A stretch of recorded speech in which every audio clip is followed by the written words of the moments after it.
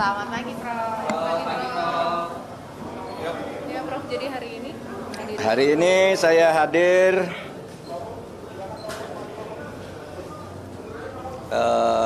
sahabat-sahabat saya pengukuhan guru besar karena saya ini akademisi, jadi saya diundang. Tapi izinkan saya sekarang bicara 3 hal terkait pemilu. 4 hari terakhir saya istirahat sehingga banyak sekali wartawan kontak bagaimana saya dan mau apa.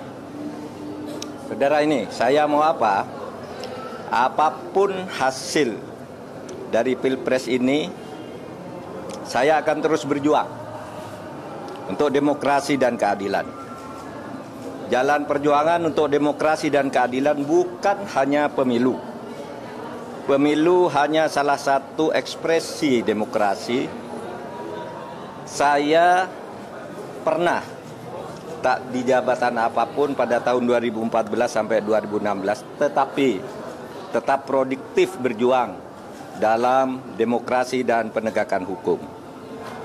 Gerakan civil society dan kampus-kampus adalah sumber gerakan demokrasi dan perubahan dari otoritarianisme menuju demokrasi.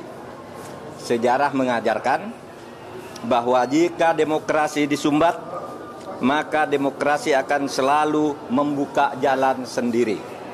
Ini sejarah kita maupun sejarah dunia. Yang kedua, saya bicara tentang 2 hoax, yaitu tentang pemilu curang. Saya memang pernah mengatakan bahwa setiap pemilu, pihak yang kalah selalu menuduh yang menang itu curang.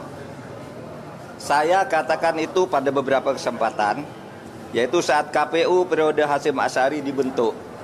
Datang ke tempat saya diberitahu bahwa awas, nanti ada gugatan bahwa pemilu ini curang. Begitu juga saya pidato itu secara terbuka saat pembentukan TV pemilu di Trans TV pada awal tahun 2023. Jadi saya katakan bahwa setiap pemilu yang kalah itu selalu menuduh curang. Itu sudah saya katakan di awal 2023. Tepatnya sebelum tahapan pemilu dimulai. Tapi jangan diartikan bahwa penggugat selalu kalah. Sebab memang sering terjadi kecurangan terbukti itu secara sah dan meyakinkan. Ketika saya menjadi ketua MK pernah memutus pembatalan hasil pemilu dalam bentuk perintah pemilihan ulang maupun pembatalan penuh, sehingga yang menang dinyatakan disqualified dan yang kalah naik. Jadi bisa pemilu ulang, bisa. Misalnya saya sebut contohnya hasil pemilu kada Jawa Timur tahun 2008 saat Khofifah dinyatakan kalah dari Soekarwo, kita batalkan hasilnya dan diulang. 2 hasil pilkada Bengkulu Selatan, yang menang didiskualifikasi, yang di bawahnya langsung naik.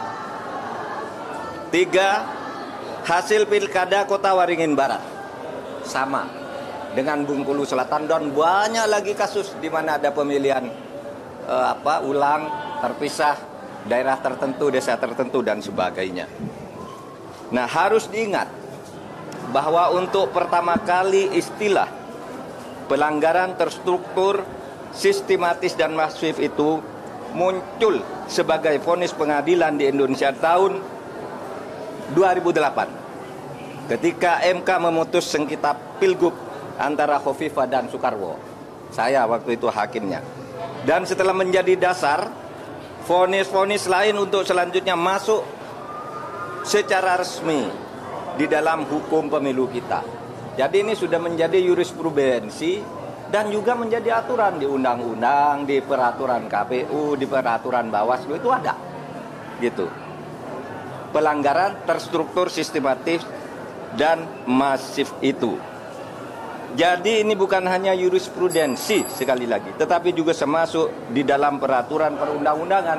Dan buktinya banyak, pemilu itu dibatalkan, didiskualifikasi, ya, Saya nangani ratusan kasus tentang ini, banyak. Ada yang diulang beberapa ini, ada yang dihitung ulang dan sebagainya. Tergantung hakimnya punya bukti atau tidak, atau kalau sudah punya bukti, menerima bukti apa berani apa tidak. Berikutnya, hoax lagi tentang hubungan saya dan Ganjar. Ada viral di medsos bahwa saya tak kompak dan diisolasi dari Ganjar dan PDIP karena pada hari Rabu tanggal 14 Februari saya bilang sudah 4 hari saya tidak bertemu atau berkomunikasi dengan Ganjar. Padahal waktu itu ketika ditanya oleh wartawan Rabu pagi itu, kapan Pak terakhir ketemu Pak Ganjar? Saya bilang sudah 4 hari saya tidak berkomunikasi, tidak kontak. Kenapa?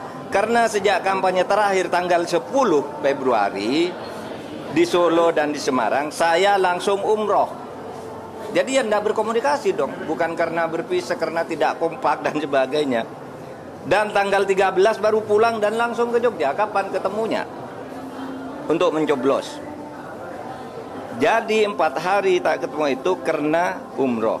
Sebelum dan sesudah umroh sampai sekarang, saya selalu berkomunikasi, bertemu maupun teleponan dengan Mas Ganjar. Itu yang terjadi. Itu saja dari saya, tidak ada pertanyaan.